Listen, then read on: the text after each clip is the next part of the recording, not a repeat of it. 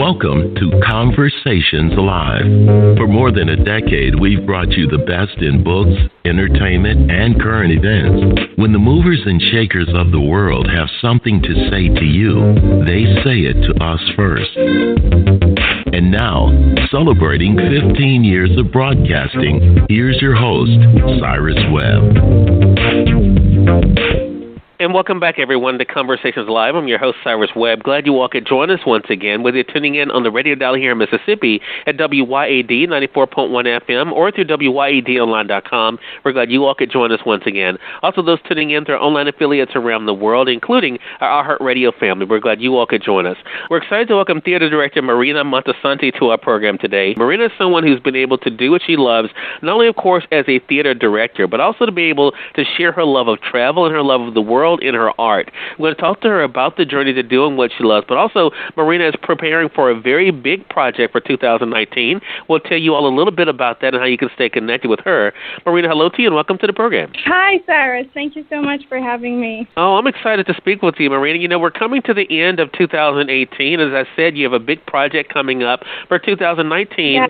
Talk to us about this experience for you, Marina. What has it been like for you to have had an idea for your work and then to be able to see your work come to life? Yes, definitely. Thank you for this wonderful introduction. My work, I've lived in more than 4 countries, and traveling is such a big part of what I do creatively. You know, I bring my observations, I bring all my experiences to the stage. And so this project is in a way a mirror of all these experiences. I've lived in Brazil, Argentina, South Africa, and now here in the U.S. And to what you're saying, it's, you know, I found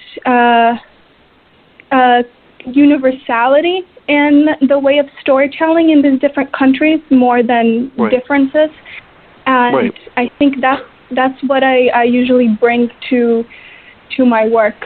What unites us, and you know, it's While She Sleeps is a play that was done in Brazil, and it has been translated into English. And it's a story about a nurse and a patient that's in a coma. And we never know in whose minds we're in. And it truly asks of the audience what it means to be awake in this modern society of ours. And, you know, how we just postpone calling our loved ones until it's too late. So I think the travelings, along with, you know, always being in contact with art and the modern questions of our society, has really shaped my approach. And yes, just going full circle to what you asked, I think each country in their artistic expression is very different because they're tackling their own history and current situation through the arts. But, you know, theater is overwhelmingly human. And a mother, regardless of culture, religion, they all rock their baby the same way. And so that's what I try to bring to the stage, that universality, that abundance of connection that we all crave. Right. You know, Marina, there will be people who are in the creative community who will envy individuals like yourself because, you know, unlike television, which is a very much a fast-paced yet hurry-up-and-wait type of format, with the stage, you're able to feel in real time how the audience is feeling about something that you've worked on. You're able to see the reactions. What does that do for you to know that you're able to kind of allow them to be a part of this as it's happening? That direct contact is what really ignites my work. I think there's something about strangers being in real time together in a room where they can't, you know, escape to their phones or anywhere else, where everyone is truly present. And the lights go off, and as a community, we decide to embark on this journey and laugh together and cry together and be challenged by what's on stage. And I think that action of truly listening and from a place of empathy is the power of theater. Where all the senses are at work. We're listening, we're watching, we're smelling, we're together in this. And to have that experience where an audience is active and an essential part of theater is it ignites my work. And it definitely, I think, ignites the audience as well. Marina Montesanti is our guest for this segment, everyone. We're talking with her not only about what it's been like for her as a theater director to be able to travel the world and to be able to bring that world view, as she was talking about, into her work, but also what's coming up for her, as we mentioned, in 2019, and she gave us a preview of While She Sleeps. I'll let you all know at the end of our segment how you can stay connected with Marina. Marina, you said something earlier I want to go back to, and you talked about the universality of your work and how I think regardless of where you go in the world, people are people, right? We all have the same emotions. Is that also part of what you hope to bring into your work, that this is something that crosses so many lines when it comes to telling stories? Absolutely, absolutely. We're much more alike than we think we are. We all have very similar goals. We all love, parental figures. We all want to be free of suffering. We're all striving towards our dreams.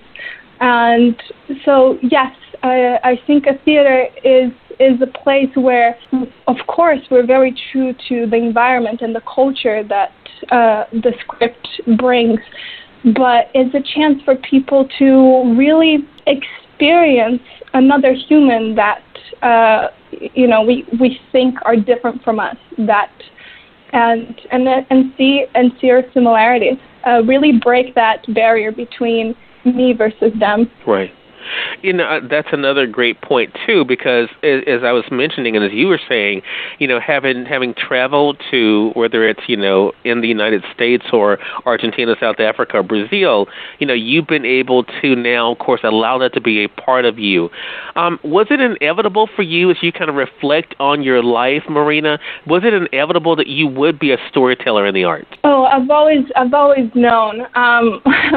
I grew up in Brazil, and I don't know how I always knew, but I always loved to bring all my observations into a confined space and really manipulate movement and storytelling.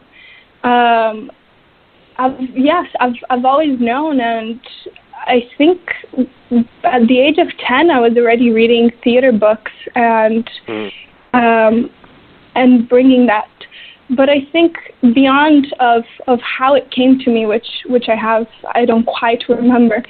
I think theater is the strongest tool against cultural segregation, and I think is a tool that requires everyone to tackle a problem or a solution through empathy, through compassion, through the love for the other. And so that's what moves me, and that's what I think living in these different countries and being raised by different cultures, I know that that's possible. And so in a way, theater is my way of mirroring and showing the world in a small space that it's possible, this democratic place of compassion. And I think, what a beautiful thing. So let's talk about the audience then, Marina.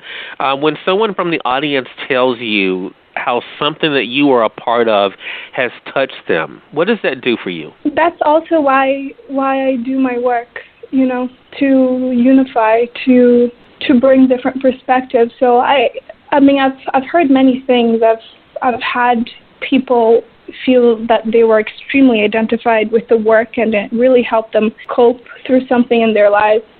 And in South Africa, for example, I did a show, and one of the audience members said that after watching, he decided that he would take his HIV medicine because we tackle a taboo on stage that is what kept him from doing that. So when I see the direct impact in people's lives that transcends, the love for the arts, where I see action, where I see more empathy, or people changing their viewpoints from a place of compassion, is something that I hope I keep doing more and more and more. Well, I know it definitely will. And, as a creative myself, my work is mostly written, and also I'm a visual artist. Marina, I think you are definitely going to inspire other creatives just to go for it. Is that one of the things that you've heard from people? Because I'm sure anytime we see an artist doing something, regardless of what form the art is in, we root for them and we say, wow, okay, maybe I can do that thing that I wanted to do. Is that what you hope to, that you're able to inspire another generation of storytellers through film, through theater, or television to just go for it? Absolutely, absolutely. I hope that my work ignites that, and I also try to be very active in my process and in assembling my production teams to making sure that I'm bringing this next generation, and that there are opportunities and people feel empowered to tell their stories. And that's definitely going to be the case of what happens, Marina, for sure. Again, everyone, we've been speaking today to Marina Montesanti. She's not only a theater director, but an individual who's been able to identify her passion and then to be able to share that passion with all of us. Her passion is being able to tell stories, of course, on stage. She has a great project that's happening in 2019 called While She Sleeps. That's her upcoming theater production. Have you found that fear is one of those things, Marina, that you just have to tackle head on? Can you repeat that? Sure. Have you found that fear, or the idea of what might happen or what might not happen, is something you've had to tackle head on to keep you from letting that stop you? Yeah. Of course. Always. Yeah. Always. No, I'm always dealing with fear, but I think the moment that I acknowledge that I'm always learning and my life is a process, that weight on my shoulder really was removed. And yeah. I think, especially in the arts, we need each other, other collaborators, other audience members. We need the support of our community. And so also when I learned to reach out to other creators, to people with much more experience than I have, with people that want to be mentored by myself, it creates a sense of support that removes that fear in a sense. But I'm always questioning myself. I think all artists have that bug for perfectionism, or to strive to do better and better and better and help our world. But I've been trying to keep myself sane in that sense. Well, I tell you, congratulations to you, Marina. I'm so glad that we got a chance to share a part of your story here, and I hope you'll come back next year. We'd love to have you give us an update on While She Sleeps, if that's okay. Yes. I appreciate you, Cyrus. Thank you so much for your question. Look, thank you so much. And again, everyone, Marina Montesanti can be reached at her website at marinamontesanti.com. We'll be putting that also in the notes for those who are joining us online. Again, that's marinamontesanti.com. And Marina, that is your website, is the best place for people to find you? Yes, or Instagram as well, which is the same name, Marina Montesanti. Okay, so make sure you guys are following her there. Marina, congratulations to you. Keep up the great work, and we'll talk again next year. Thank you, Cyrus. Best of luck with your art as well. Thank you. And we thank you, our audience, for tuning in to another great segment of Conversations Live. If you all came in late, you missed part of the conversation with Marina, don't worry. Thanks to our online friends, you all can catch the replay. Wherever you go, of course, you can find the link on our social media sites at facebook.com/cyrus-webb or go to twitter.com/cyrus-webb. If you click on the link there, you can listen to the show completely for free and share with your friends from there, too. I want to thank our good friend, Zach Tepperman, for helping us set up this conversation today, and thank all of you for tuning in to another great segment of Conversations Live. Until next time, I'm your host, Cyrus Webb, saying, as always, enjoy your day, enjoy your life, enjoy your world. Make sure you take out time to enjoy some good music as well as a great book. Thank you all for choosing Conversations Live. Let's make it a great one.